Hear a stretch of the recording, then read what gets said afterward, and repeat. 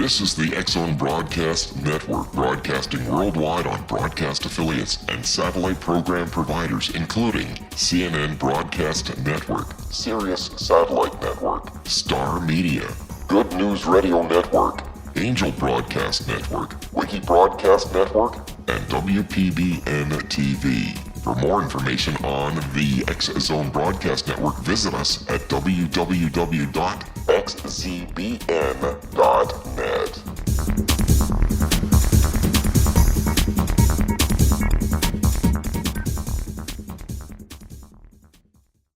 And welcome back to the X-Zone, everyone. My name is Rob McConnell, coming to you from our studios in Hamilton, Ontario, Canada. My email address is xzone@xzoneradiotv.com. On MSN Messenger, xzoneradiotv@hotmail.com. And our website, www.xzoneradiotv.com. X-Zone Nation, my guest this hour is Paul Quinn. And Paul is a writer, teacher, intuitive consultant, and author of Tarot for Life, Reading the Cards for Everyday Guidance and Growth. Listed as a top talent in Tarot by Chicago Magazine, Paul conducts tarot consultations and classes using tarot as a tool to help people gain insights leading to positive changes and greater well-being.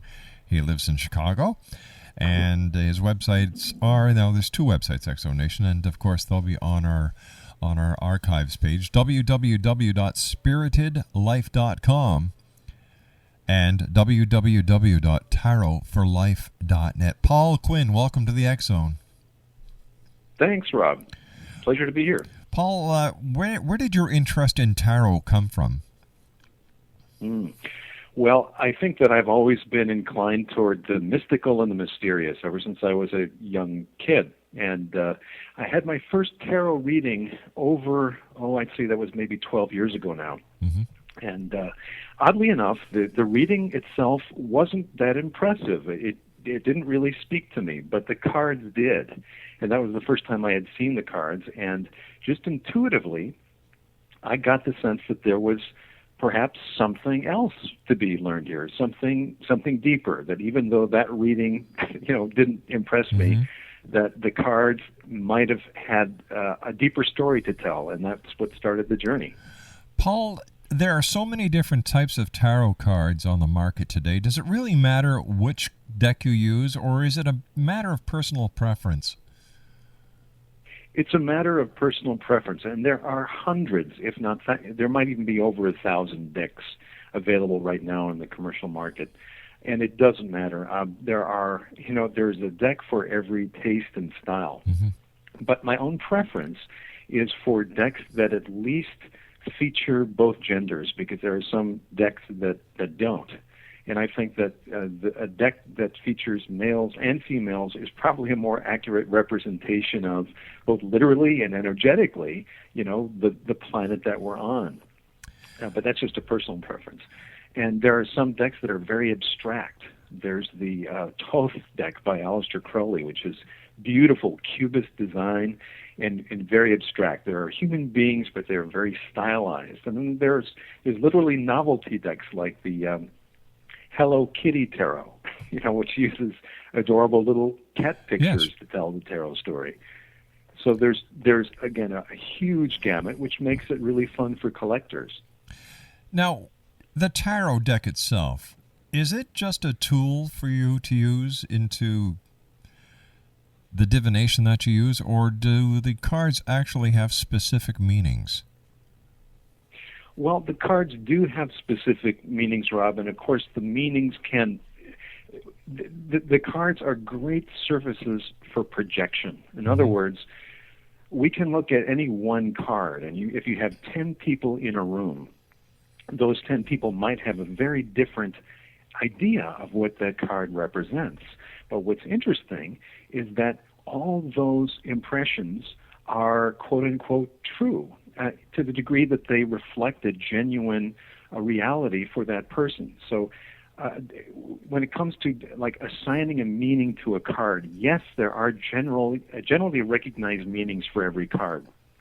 But within those meanings, there are an endless number and variety of personal associations that a person can make that go beyond what a book might say, for instance, about the meaning of a card.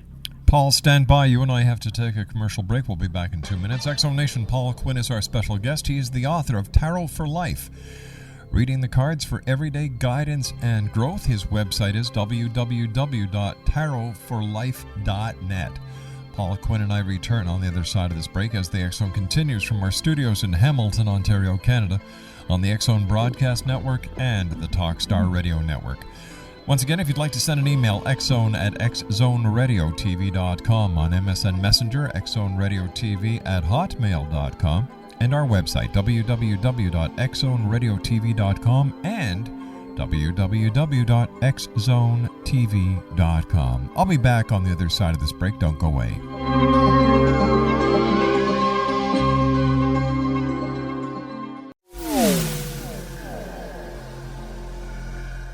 This is Kevin Randall. For nearly 30 years, I have been investigating the case of the Roswell UFO. I have interviewed hundreds of people and stood on the crash site. Now in Roswell in the 21st century, I have reviewed dozens of hours of audio and videotaped interviews, examined hundreds of files that relate to the crash, and have returned to Roswell in an attempt to put all that information into the proper perspective. For the first time in Roswell in the 21st century, I have made a dispassionate reevaluation of all that material and provide a new look at what happened. This is a book that clears away all the clutter that has hidden the truth for so long, strips away the various lies that surround the case, exposes the Air Force attempts at cover-up, and found a core of solid information that tells us all where the case stands today. Roswell in the 21st century will be available in just a few weeks. For more information, please visit my website at www.kevinrandall.blogspot.com.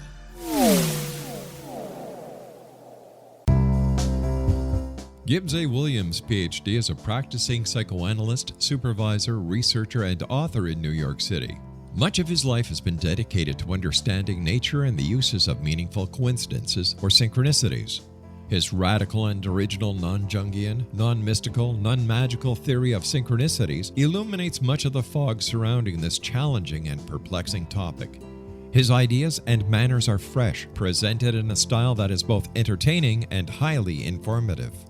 He is also an expert on crisis intervention, specially focused on violence reduction for the police and citizens, mastering anxiety, frustration, and stress without the use of medication, and effectively preventing and treating heroin addiction. Dr. Williams can be contacted at his email address at gwwilliamsny11@aol.com or visit his website at www.drgibbswilliams.com.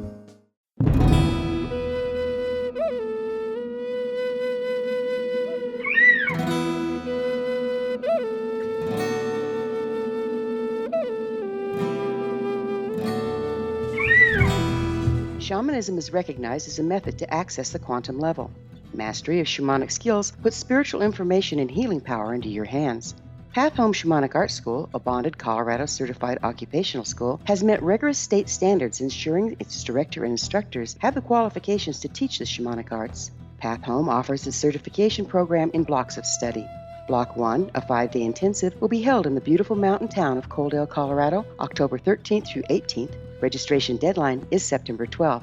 Experience journey trance, power animals, helping spirits, sacred space, and life purpose. Come discover your power. Join me, Gwilda Wiyaka, in the magical world of shamanism. Call 303-775-3431 or visit findyourpathhome.com.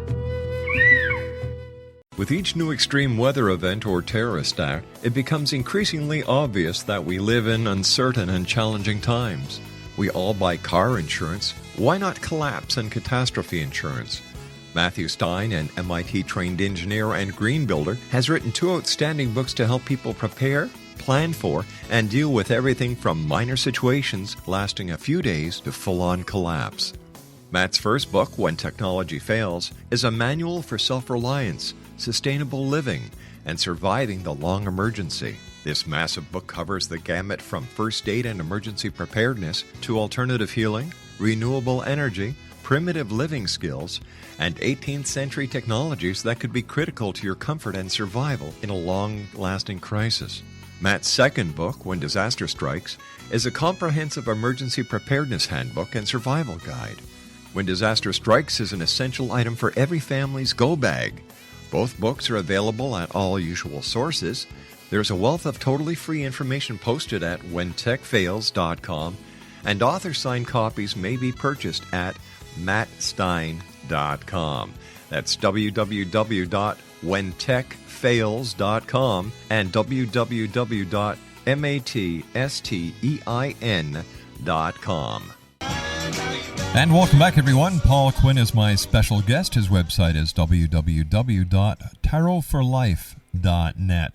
Paul, why do people get tarot card readings? I think people get readings for many different reasons. Some people are just curious, and they are willing to find out what life or synchronicity has to show them in terms of a random kind of reading. And then there are, of course, the majority of people who come with a very specific kind of question on their minds, and that might have to do with relationships, either at work or at home. It might have to do with a personal project they're working on, perhaps a feeling of not knowing where to turn in life, and so on. There's really no average kind of question, and particularly today with the economy as bad as it is, many people are wanting to get insights into things like employment and money, which is interesting because I've read reports, Rob, that this has been a very good time for psychics and fortune tellers because a number of people are out of work and are hoping for a glimpse of hope. And that actually is kind of a sharp break-off point for me because I don't tend to look at the future. I don't use the cards for prediction because I don't find that terribly reliable, and I also think that there are problems associated with anticipating futures that may not be empowering for a person, particularly if it's a kind of prediction that has them set to the worry part of the dial. But anyway, yeah, there's just all kinds of reasons that people would choose to have a reading, and like I say, the bottom line is curiosity.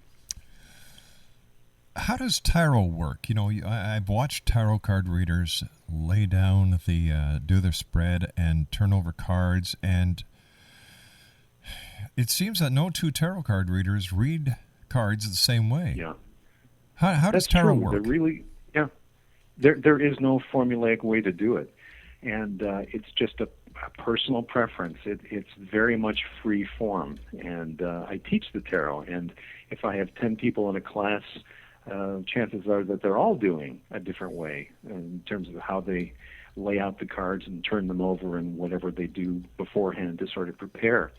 But the general thing that happens in a reading is that a deck of 78 cards is turned upside down so the images can't be seen.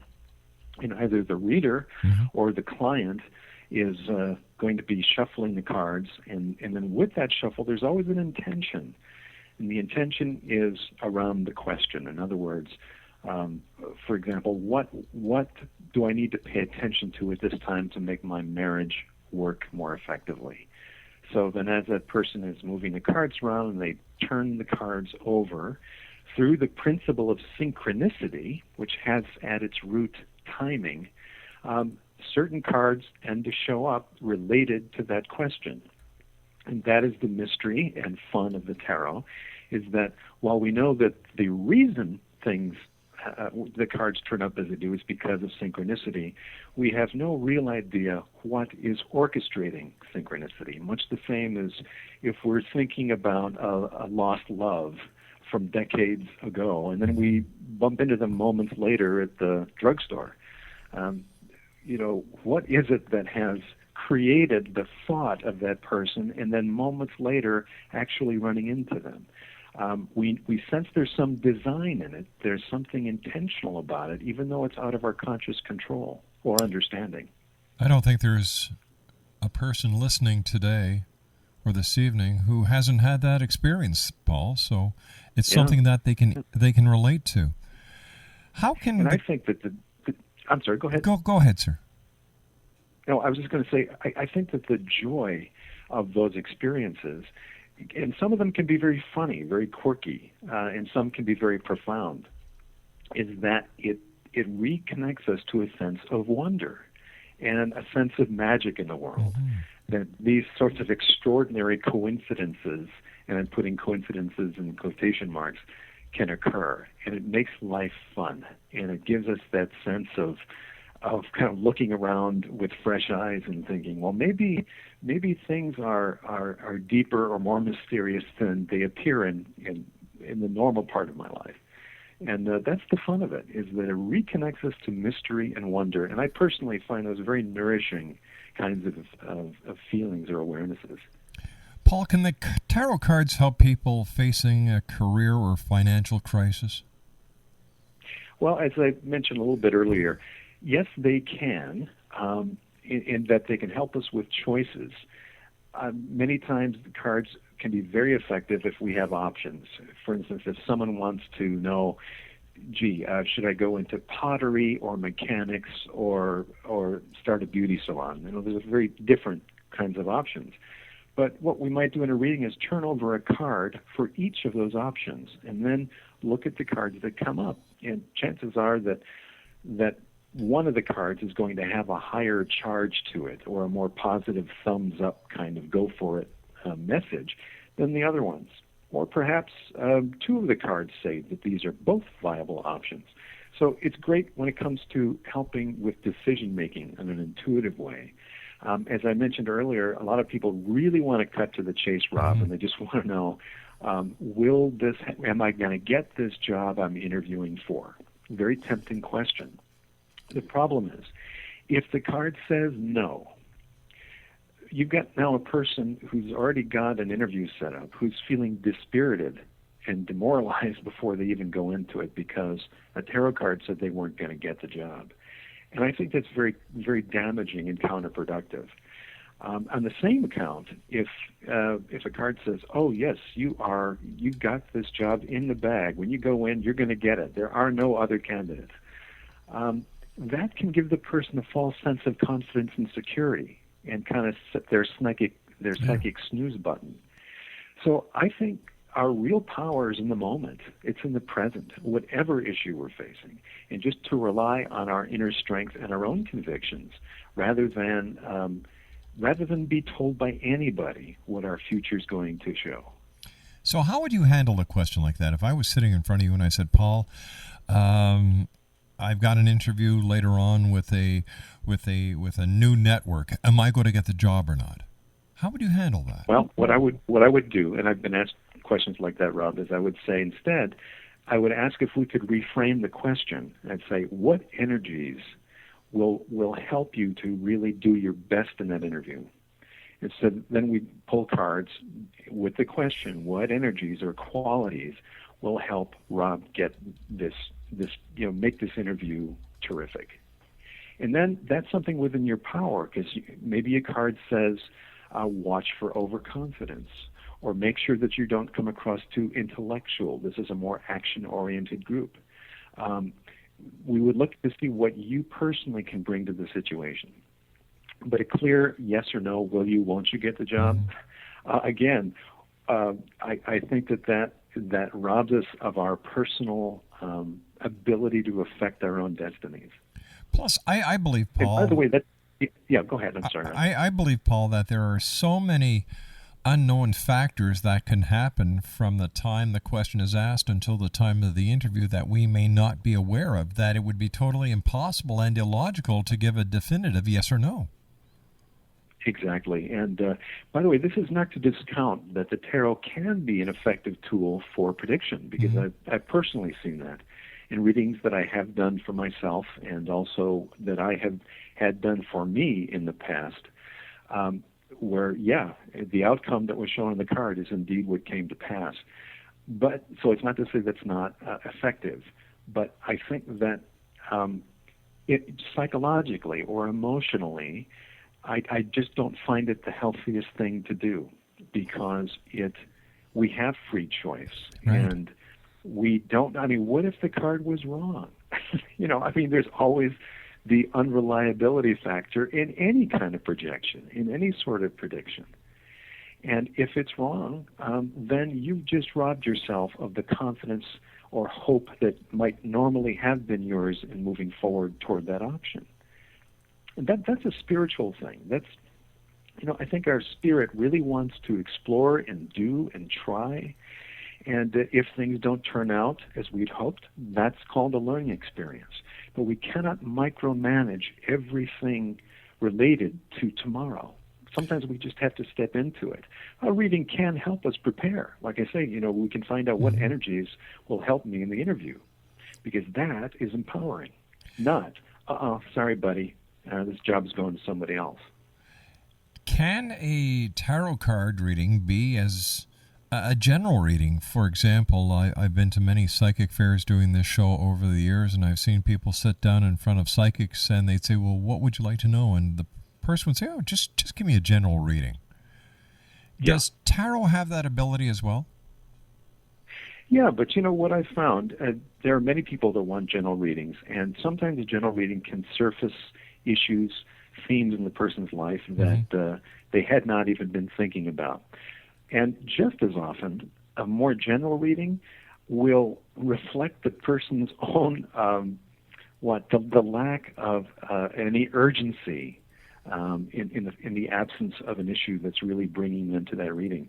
I find that when people come with a genuine need or sincere desire or interest to understand something about themselves or a relationship or a situation better, that the cards really talk. We get a lot of very in-depth information, insights, and it's a rich experience. People who come for a general reading, sometimes it's sort of blah, in my experience. Sometimes we get, accurate, interesting, but rarely penetrating, rarely things that are transforming in nature. And that's just, I think, in response to the nature of the open reading general question. You ask general stuff, you kind of get general response. Paul, please stand by. You and I have to take our break. We'll be back after the news. Paul Quinn is my special guest, X Zone Nation. His website is www.tarotforlife.net. The name of his book is Tarot for Life, Reading the Cards for Everyday Guidance and Growth. The X Zone with yours truly, Rob McConnell, will return on the other side of this news break as Paul Quinn and I further investigate and discuss Tarot for Life here on the X Zone. Don't go away. It was a terrifying experience. I thought we was going to go to jail for murder. That day, we were a little behind, so we worked until it was starting to get dark. We loaded up the equipment and hadn't driven very far when we caught glimmers of this glow coming through the trees.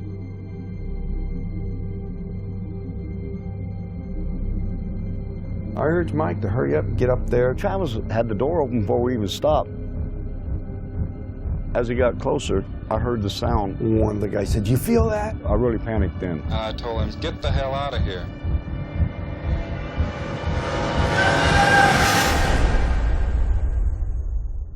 It didn't come directly to me, it came to a deputy sheriff. Three of us volunteered right away to tell him what had happened. Sheriff Gillespie definitely didn't believe it. He says that we better be certain because we can get in a lot of trouble. When we went to search the next day, they split us up, and the whole time the deputies asked me, if you just tell us where the body is, we can all go home and get this over with. We're talking about 100 people combing through the wooded area. Nothing turns up. All week long, I've been hearing they're going to set it up to make you guys look guilty. We're a rough-looking bunch then. Some of us have been in trouble with the law before. And y'all ain't never going to come out of that jailhouse. We couldn't get out. I tried to sneak out the back door the day of the polygraph test. I was scared to death. On top of that, you have media. I literally would be on 2 telephones at the same time. We've even got some coops in here now that's coming in and out to see the freak show, as they call it. Everyone descends. I just wasn't going to stand there and listen to it anymore. Granny says, "This is Travis. I'm back. I need help." When I did hear that he had been returned, it was almost as unbelievable as the original thing. I just looked at my mom and says, "I told you we didn't kill him." Travis Walton reappeared after several days with a bizarre story about a ride in an unidentified flying object. People were desperate to explain it away. Why are you sticking up with Travis for all this time? You know this really didn't happen. What happened to Travis after we took off in that truck, I can't tell you. I hated Travis for a long time after this. My whole world just tore up. But I believe every word Travis said about it. He's never lied to me about nothing. It's a net negative. We lost our jobs in the immediate aftermath. And now you're not able to talk about it with anyone because you know that they're going to laugh at you, they're going to look at you like you're crazy. But if you don't come out and tell your story, somebody else is going to tell it for you. There's a degree of responsibility. Certainly I have to accept the bad. If I can direct what's happened in a way that I can make something good happen in the world, I'm looking for it. Order your copy of Travis, The True Story of Travis Walton, today at www.traviswaltonthemovie.com.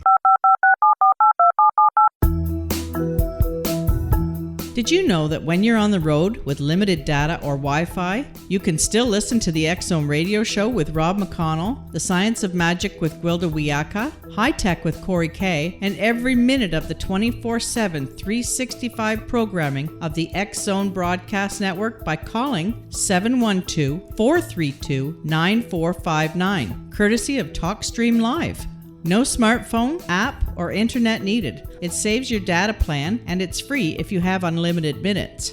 Call 712-432-9459 to listen on any phone, anytime, anywhere. Remember, 712-432-9459 for the best of paranormal, new age, thought-provoking, sci-fi radio programming 24/7, 365.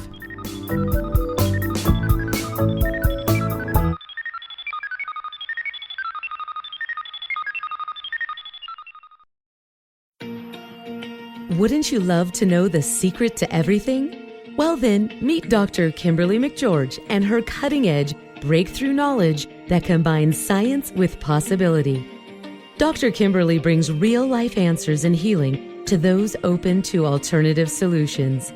She teaches solution-based programs and classes that will change all areas of your life forever. Specializing in conscious creation, intuitive readings, and energy medicine, you can rapidly shift health, relationships, business, and money and abundance challenges quickly. Receive her best-selling book, Secret to Everything, at no cost by going to secrettoeverything.com/X-Zone. That's right, transformation can start now.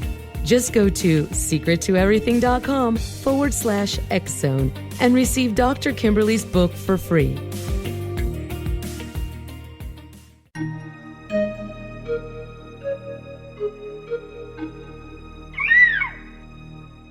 While science pursues fact, magic accesses the quantum level, bridging random facts to form truth.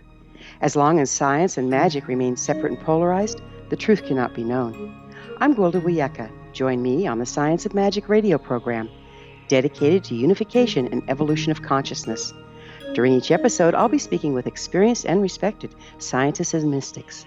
From astrologers to astronomers, from medical doctors to shaman, the scientific method to dowsing and intuition, we'll weave together information from seemingly divergent practices to promote unity and enlightenment. Join me, Gwilda Wiyaka, and the Science of Magic right here on the Mutual Broadcast Network.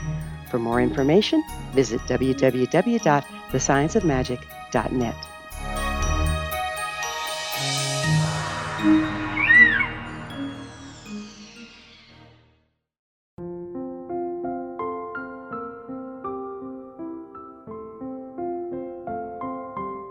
I am Dr. Carl O'Helvey, founder, president of a new cancer foundation focusing on evidence-based physical, mental, and spiritual interventions, including natural cancer cures, prayer, meditation, affirmations, nutrition, and other related holistic cancer prevention and cure modalities. These are used in cancer education, research, and financing care. I ask for your help to continue this important work by donating at www.holisticcancerfoundation.com.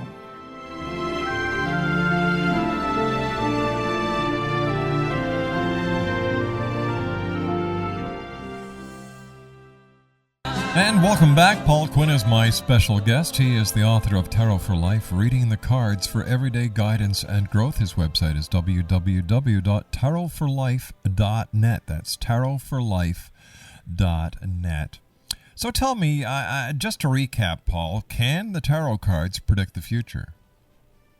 Yes, they can. I have experienced it myself that they can be accurate, and I've also experienced that they are not accurate with predicting the future. So one really has to take that future with a grain of salt and focus instead on the now, on the present moment, which I believe is where our power, our real power, really exists. There's a story in my book that I tell about the kind of ambiguity of the future. There's one card that is called the Six of Pentacles. And the Six of Pentacles in the deck that I use features a merchant who is tossing coins to two paupers in need. And this card came up for a friend of mine who had come for a reading about whether or not she was going to get this grant for school. And it wasn't so much a future-oriented question about whether she will or she won't, but in fact, at the end of this spread called the Celtic Cross, there is a card called Possible Outcome. Well, that was her possible outcome.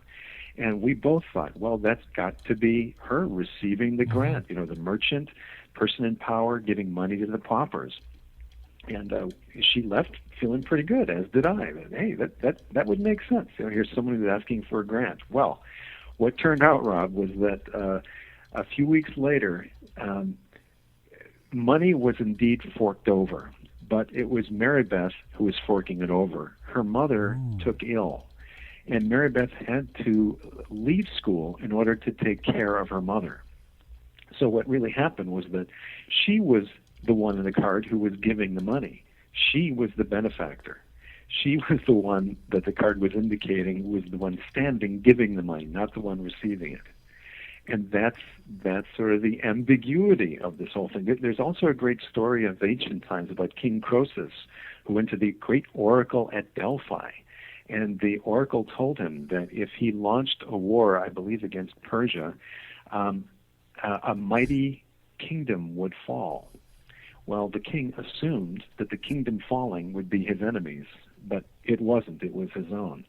So again, there's sort of the, you know, when you look at the future, there's very little certainty involved, even though there are some very accurate clairvoyance. And again, I'm not at all denouncing the ability of this, for people to see or a card to show a future scenario, but I'm just saying that it's not entirely reliable, and we have to keep that in mind. Exonation, our special guest, as I said this hour, is Paul Quinn. His website is www.tarotforlife.net. Paul, tarot has kind of a scary reputation. Is there any good reason to actually fear it? Like I've heard horror stories about Ouija boards, but I haven't heard anything that bad pertaining to tarot. Well, the tarot gets a bad rap, Rob, because I think of the, you know, with every Buffy the Vampire Slayer episode and Supernatural, the TV show, and others, and movies, where, you know, if you want to have a sinister sort of vibe, you get a tarot reader who is usually giving very bad news to the protagonist about what's in the store for them. James Bond. In fact, there was one of the old James Bond movies where a tarot card reader figured very prominently. Yeah. So it's a great plot device when you want to have a little mysterious, mystical element. You throw in the tarot cards, and of course, if you really want to juice it up, you make sure that the Death card or the Hangman or the Tower or the Devil card appear. And so is it scary? No. But does it have a scary reputation? I would say yes. And that's true even for a lot of new agey people that I meet who are kind of unsettled to hear that I work with the cards. And it just shows how deeply ingrained a distrust of tarot is. Paul, are you also psychic? Are you a medium? Are you a channeler as well? Well, no. I'm none of those things. What I am now comfortable referring to myself as is intuitive. And intuitive is like psychic light, L-I-T-E. I I don't see things as a clairvoyant does. I don't get those sorts of very vivid images, nor my clairaudient. I don't hear things. The intuition, I think, comes in with just the process of working very closely with the cards and with a client, where sometimes I feel led to ask a particular question that is the one that strikes gold in the reading. Or just make an observation that comes to me in the moment that I'm as surprised by as the client is. So whatever psychic hits I get in a reading are entirely surprising to me, and it's always like, oh, that's icing on the cake. That's very nice, but I don't count on those sorts of hits. Instead, I interpret the cards, which is a left and right brain process, really. It's a matter of using what I know about the cards intellectually and historically, and then just being there with the person, listening to what's on their heart, and then being able to see or feel in the cards what the message for this person is with this or that card.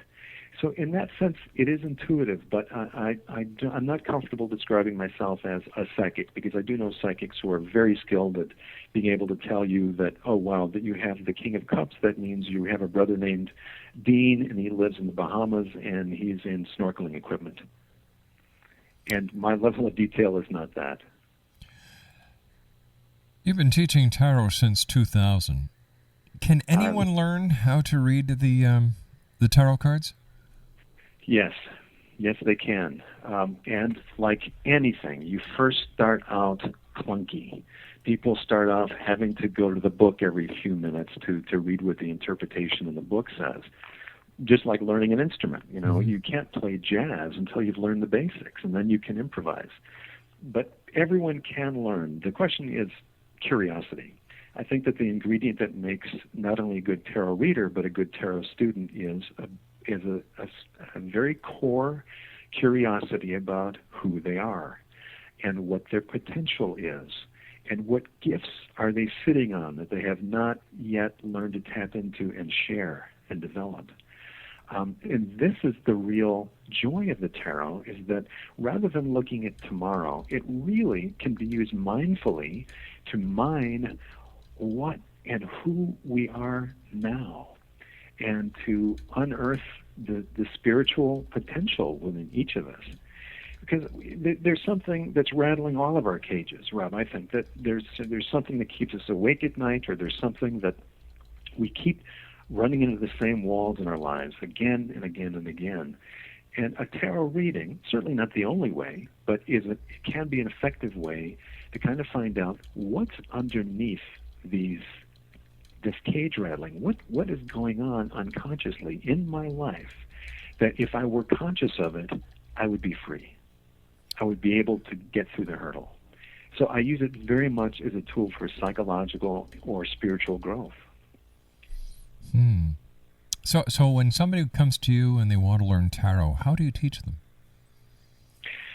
Well, it's a total immersion. It is. In fact, I'm teaching a class in Chicago for 3 consecutive Saturdays in March, and we do everything. There is a bit of lecture, there's demonstrations, there's role playing, there's games, there's meditation, there's journaling, there's movement. It is a completely integrative approach so that people are starting to absorb the cards mentally, psychologically, emotionally, physically, and spiritually. And I find that this sort of immersion technique, everyone's going to be able to learn in a way that they learn best, because not everyone is a book learner. And so there's something for everybody in that approach. And it's fun. It's kind of, I call it a soul classroom, because it's much more than a how-to. It's as we learn about each of these amazing, beautiful 78 cards, we're also learning about ourselves and how each of those cards pertains to a part of us that is expressed or not at any given moment. Doesn't the Bible condemn forms of divination such as tarot? Yeah, it sure does, and that's part of the bad rap that it's gotten in our society, from the pulpits. However, the Bible also, it's an amazing and wonderful and complex and contradictory work, and the Bible also fails to condemn, though Daniel, the prophet Daniel, who was the chief of the astrologers, and of course Joseph of the amazing Technicolor Dreamcoat fame, who had prophetic dreams. So these and other examples in the Bible are not condemned. They're simply stated as a fact. Another thing that's interesting too, and I have a couple of friends who are conservative Christians, and we do differ on when it comes to the question of the tarot. But even with some conservative Christians, there's a form of divination called bibliomancy, and with bibliomancy, the Bible is used, and the person will ask a question. And then they will randomly page through the Bible, usually with their eyes closed, and then let their fingertip rest on a particular passage wherever it happens to land. And that Bible verse is what they use as the meaning or answer to their question. So there's an example of divination right there. And people, my goodness, in ancient times used all kinds of things. Birds, the collection of birds on trees, the number of birds in a tree. The behavior of certain animals was seen to mean certain things. Even animal entrails. I forget the name of this particular form of divination, but a pig, for example, would be cut open, and its innards, the way the innards spill out on the earth, is what would inform that's just like tea leaf reading. Yeah, it's the same principle. And what they all have in common is randomness. What they all have in common is the fact that the conscious mind, or the ego, is out of the way. And we are courting the universe, we're courting life to say, I'm really sincere in my desire to know, to have insight. So are you willing to play? And that's the whole spirit of doing this sort of work, of doing this sort of thing. But it's totally random. Tell me, what makes a person a good tarot reader? Well, I think that number one, you have to like people. That is, if you're going to be doing readings for other people, and many people don't. There are many of my own students have no intention of reading the cards for other people. They use it only as a tool for themselves, almost like a meditation tool. Mm-hmm. But I think, you have to like people. You also have to be a good listener. And by good listener, I mean you have to be able to suspend judgment. Because I have given readings to many people whose choices, the way they express themselves in their lives, are not what I agree with. In fact, I might even think is harmful. But unless I'm getting something in the reading that is urging them in another direction, it's my job not to judge the behaviors and just to be there with the person. So I think that lack of judgment in good listening is important. And then the last thing is you have to work on yourself in order to help people arrive at their own insights, or to help people look at themselves more truthfully, which is the true scary part of the tarot. It's not demons and devils. It's the willingness to be honest with ourselves. Then I think the reader has to have gone through his or her own process of looking at him or herself honestly, working through what Jung called the shadow, which is the parts of ourselves that we'd rather not own up to, but unless we do, it's going to run our lives. So yeah, I think a little bit of self-therapy, with or without the aid of a therapist, is important in order to be a clear enough channel to be of use to other people. Paul, please stand by. You and I have to take our final break for this hour. Exonation Paul Quinn is our very special guest. He's the author of Tarot for Life, Reading the Cards for Everyday Guidance and Growth. And Paul's website is www.tarotforlife.net. Paul and I will be back on the other side of this commercial break as the X-Zone continues from our studios in Hamilton, Ontario, Canada, on the X-Zone Broadcast Network and the Talkstar Radio Network. Once again, for more information on Paul Visit his website at www.tarotforlife.net. That's www.tarotforlife.net. We'll be back after this break. Don't go away.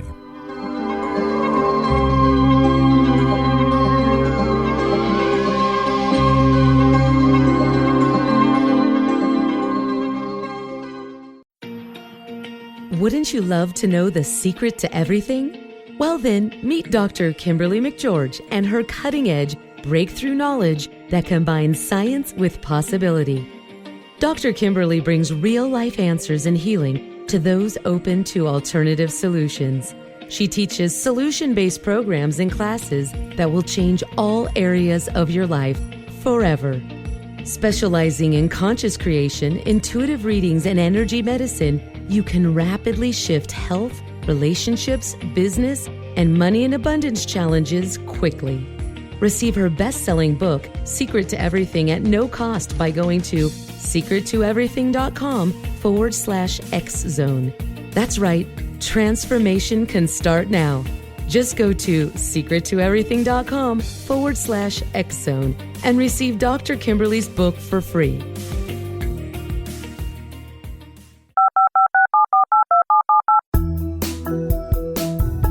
Did you know that when you're on the road with limited data or Wi-Fi, you can still listen to the X-Zone radio show with Rob McConnell, The Science of Magic with Gwilda Wiyaka, High Tech with Corey Kay, and every minute of the 24/7, 365 programming of the X-Zone Broadcast Network by calling 712-432-9459, courtesy of TalkStream Live. No smartphone, app, or internet needed. It saves your data plan, and it's free if you have unlimited minutes. Call 712-432-9459 to listen on any phone, anytime, anywhere. Remember, 712-432-9459 for the best of paranormal, new age, thought-provoking, sci-fi radio programming 24/7, 365.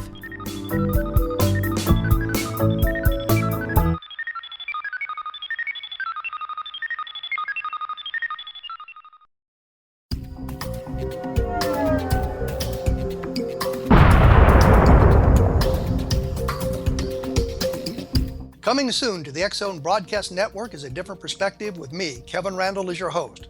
We'll be taking a close look at what is happening in the world of UFOs today with side trips into the paranormal. Guests will range from those who are household names to those who have a different perspective on a variety of topics. No topic will be taboo, but there will be tough questions asked as we all search for the truth about UFOs, the paranormal, and those things that excite us. Sometimes we'll agree with a guest and sometimes we won't, but we'll try to keep the program topical. For those of you who like to read, be sure to visit www.kevinrandall.blogspot.com and remember to listen to the other fine programs on the X-Zone Broadcast Network at www.xzbn.net.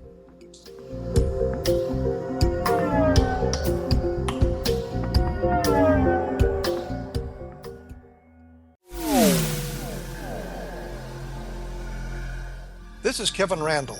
For nearly 30 years, I have been investigating the case of the Roswell UFO. I have interviewed hundreds of people and stood on the crash site. Now in Roswell in the 21st century, I have reviewed dozens of hours of audio and videotaped interviews, examined hundreds of files that relate to the crash, and have returned to Roswell in an attempt to put all that information into the proper perspective.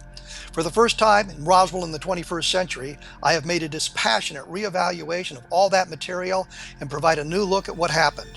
This is a book that clears away all the clutter that has hidden the truth for so long, strips away the various lies that surround the case, exposes the Air Force attempts at cover-up, and found a core of solid information that tells us all where the case stands today. Roswell in the 21st century will be available in just a few weeks. For more information, please visit my website at www.kevinrandall.blogspot.com. What happened in Benghazi is revealed by Nicholas Genix, author of Obama, Islam, and Benghazi. He informs the American people that President Obama deceived them by advocating a strong foreign policy prior to the 2012 presidential election, and Hillary Clinton supported this deception. As the title infers, there is a connection between Obama, Islam, and Benghazi. Ample evidence informs Americans that Obama's early indoctrination in the Quran developed an affinity for Islam, why the Quran is the source of discontent in many countries, and why the Obama foreign policy deception led to poor military action and caused the loss of American lives in Benghazi. GeneX provides 36 questions for the Select Committee on Benghazi to validate if Americans are justified to mistrust President Obama and Hillary Clinton. An overview of Obama, Islam, and Benghazi is presented on the website www.futureofgodamen.com. That's www.futureofgodamen.com. Afterlife expert Roberta Grimes was the first one to say that dying can be fun. Now her best-selling book, The Fun of Dying, is available in stores worldwide. So if you wonder whether death ends life, how it feels to die, or what heaven might be like, The Fun of Dying was written for you. And if you have always been afraid of death, or if you worry that your life has no meaning, let The Fun of Dying ease your fears and bring new meaning to your life. Nothing said in The Fun of Dying is based on the teachings of any religion. Instead, Roberta draws on evidence to explain how death happens, how it feels, and what comes next. A lot of the best death-related evidence was produced in the first half of the 20th century. When it is put together with recent discoveries, it tells a consistent and amazing story. Roberta Grimes blogs and answers questions at robertagrimes.com. Her wonderful book, The Fun of Dying, is available on Amazon and at stores worldwide wherever books are sold.